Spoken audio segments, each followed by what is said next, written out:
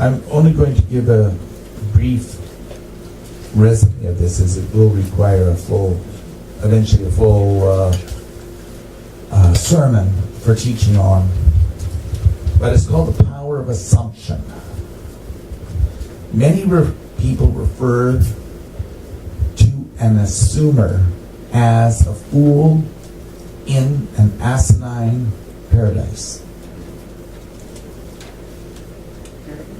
Paradise. You see, when you understand what assume means, you know that some of them will put down, well, it means make an ass of you and me. Well, no, not necessarily. It's usually, if you're using assumption, your intent is to make an ass of the other person. What does it mean to assume? Well, there's 15 basic points in what an assumption is. It means to appraise minimal facts with emotional flair. So you can go on wild tangents with just the minimum amount of information.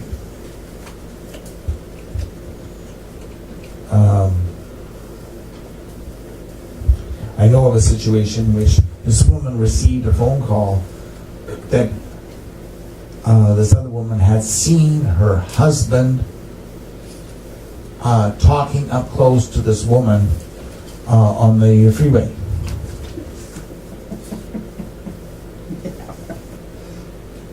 The woman had broken down, the car had broken down. He was a mechanic. He stopped to help. By the time her husband got home, she had the lawyer drop off a writ of divorce for infidelity. Okay? It's a big assumption. Monstrous assumption. And it was totally innocent of any wrongdoing. Just he helped her in the point of distress to get her car started so she can continue on her way to get it repaired.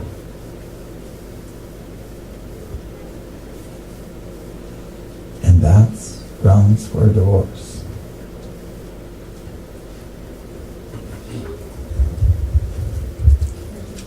Two is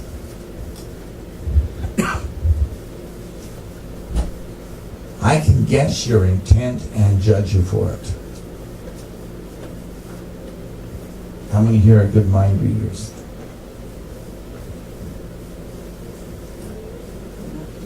Well, this becomes a very, when a person hears just a few words out of what's said and they're already making up their mind about what's the rest going to be or then they're doing all these judgmental statements in their mind. And sometimes you see the most profound wars break out between people because nobody listened. Part 3 is I set the odds that I'm right.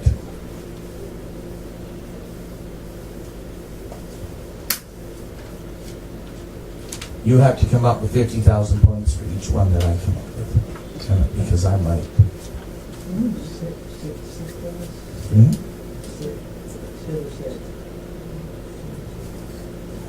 Number 4 is my degree of fairness is better than anyone else's. And these things will work together. Don't think it's just these things work together very subtly to get you into the assuming position. Okay? Number 5, I can make my mind up on a subject before you can speak your mind.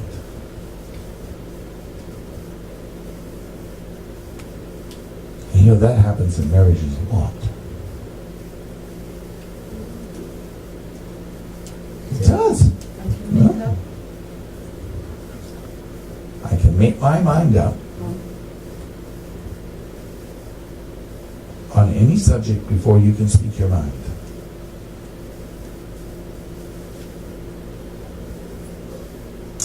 Six, my knowledge of things will always outweigh your wisdom and your understanding.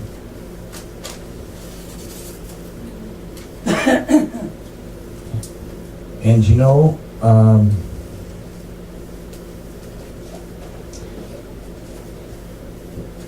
that is often the sign of a bureaucrat, a bureaucratic mind, but it has that autocratic connection to it. 7, to take upon oneself authority over others. And there's people that just, some are just born natural leaders, and there's others, they try and be a leader, but they don't know how to lead. 8, to appropriate authority by judging what's right from the wrong side of it.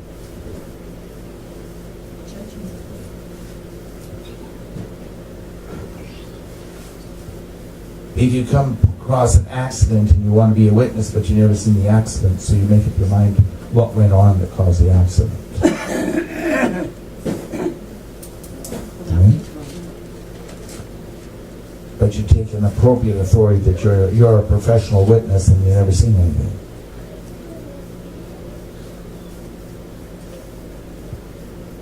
Nine is to usurp God's divine rights or judgment.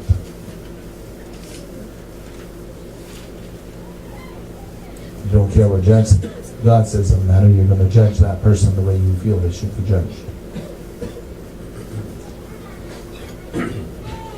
And that's usually when the person speaks out something violent against another person. You know, rip their arms off or smash them with a baseball bat or things like that. It's all correlated into that formatting. 10 is to take or claim insight by one's own independent volition. Okay. To take or claim insight, that you have an understanding of these things, and it is by one's own independent volition. You decide that you're the expert on the matter. And you assume that you're going to be authoritative in how you present it. I would say that scam artists have to be trained into this mode. That's how come they become good scam artists. They overwhelm you. You know people that are motor mouths? Well, what they're doing is they're trying to claim an insight into what you need or what's going to be best for you by their own independent volition. That's an assumption. Okay? 11, to usurp authority or power over a wife or mate in an attempt to destroy will, individuality, or independence of that person.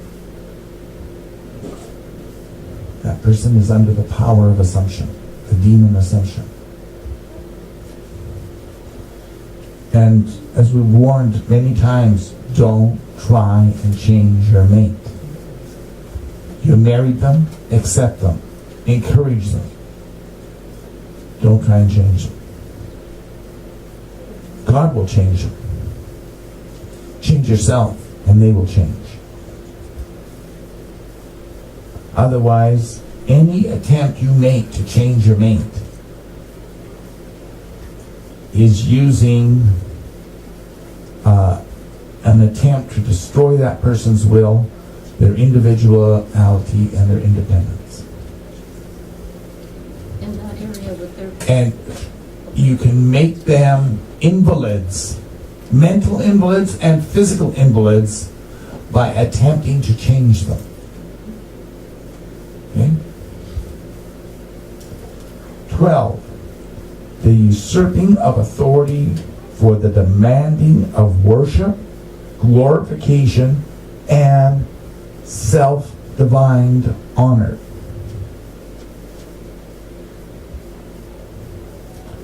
Well,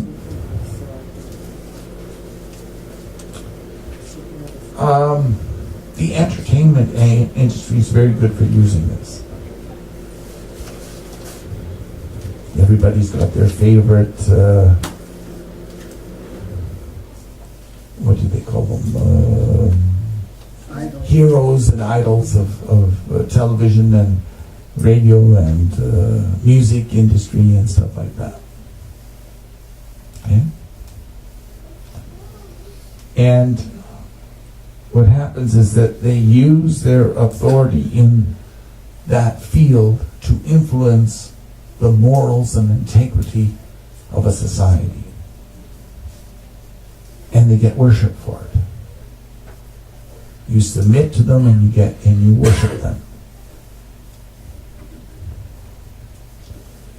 Number 13 is to take another for granted.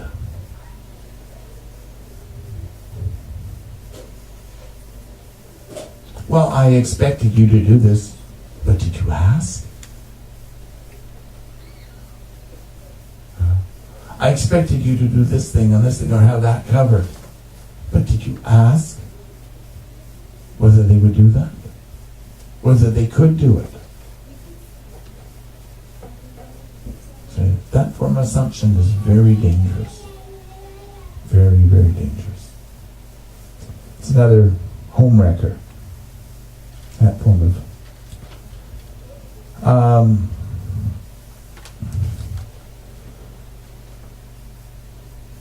to postulate with unproven material.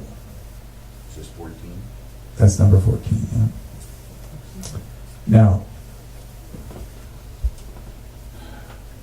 what it is you have a person that will be a windbag, and they'll keep raising their voice and talking louder and louder and louder so that you can't think, and you finally submit to what they're saying. Could we use the word pontificate as well? Pontificate is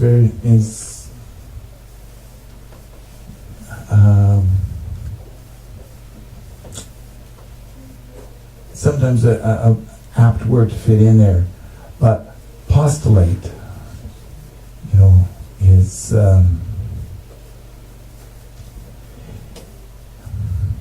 see, an apostle is a teacher, where apostolate is one that just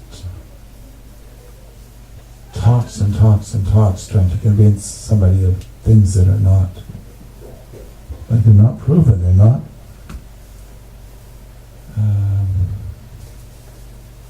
not good to be involved with.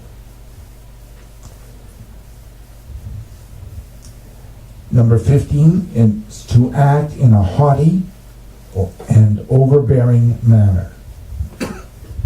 Well, again, you get people that have that bulldog spirit or bulldozing spirit, and they will push you, assuming that you want to participate in their scheme or their little program, and that you won't ask God whether you should be involved with it. That's why they just keep talking, so you have no time to pray, no time to think. They just keep talking, and they think they've covered all the bases of where you could be opposed to anything that they want. The demon of assumption is responsible for 90% of all wrong prayers. Did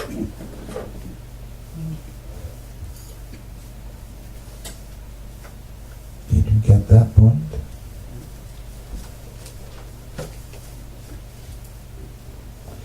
He will establish mockery deception, refusal, reluctance, and or even scheming as a justifier.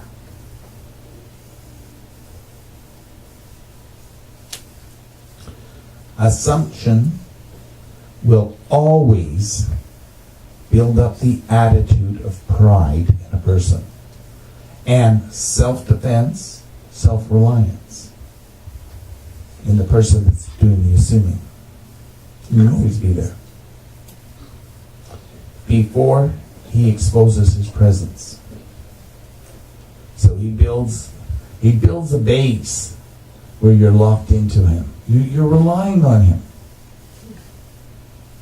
because he tickles your pride. He does these things, so you feel you have the right to move in assumptions against others, or even God. Assumption will use many lay demons as a defense. Now, the top 10 that he uses is anger, rage. You notice that if you challenge a person that's in assumption mode, they will flare up with anger, rage. Part 2 is they move into cursing. 3, they start screaming. Anybody here ever have a mate scream at you? That's where this scar is from. 4, they will move into whining, bitching, nagging, murmuring. Gotta find something wrong they can talk to somebody else about, of how bad the mate is or how bad their member of the family is. 5 is sympathy seeking. 6, we see gossiping, labeling, and swearing.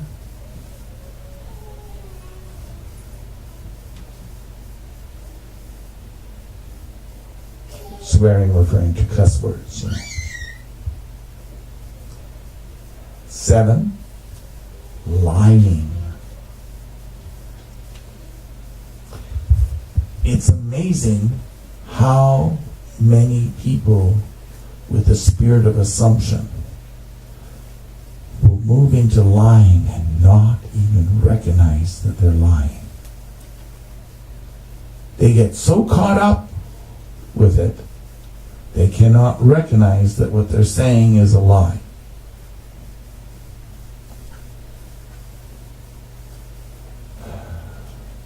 8 is terrorizing. And we know there's a few women in the church that have been terrorized by their former husbands. But there's some husbands that have been terrorized by their wife because of assumption.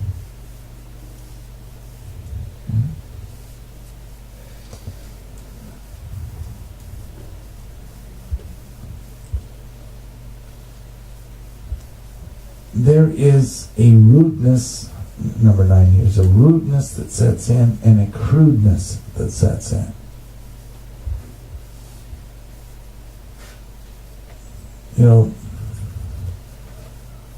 I remember this one case of assumption getting out of control.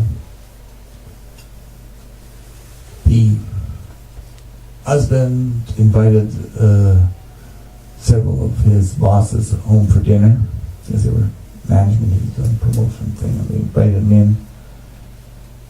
And he showed them around his house, and then they came to the kitchen. His wife was, he didn't even tell her that he assumed she would know that he was bringing people home. So she was busy adding and preparing a meal for them. And he comes up behind her and pulls her pants down to show what a white ass she has to her boss, to his bosses. And couldn't figure out for the life of him what she was so upset about. was assumption at work.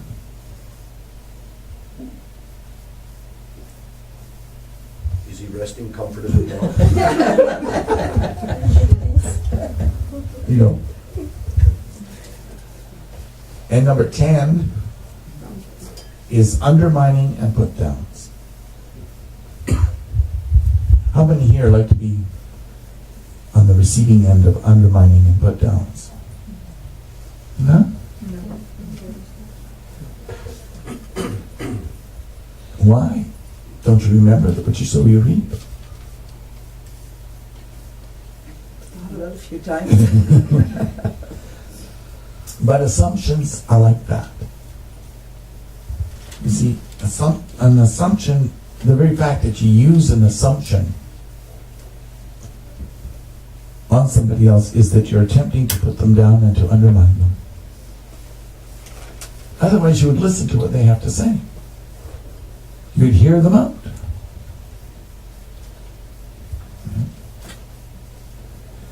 An anonymous philosopher was recorded as saying that assumptions drives the assumer to presume authority, rightness, and validity, and that these things stand with him, and assumes that the facts, evidence, laws, truth of others are only presumptions. They presume to know what they're talking about. And that's basically what an assumption will do. Because it gets you in the mode where you think you know more than God knows about what another person needs and how to pray for them. Okay? And that's the root of all wrong prayers. 90% of them start with assumption. Which are presumptuous sins. Which are a presumptuous sin, yeah, yes. But we've been taught to pray in the Spirit for others. That's what you should be doing, but others, you see, there's a way of praying in the Spirit where you're actually trying to direct God as to what you want done to that person.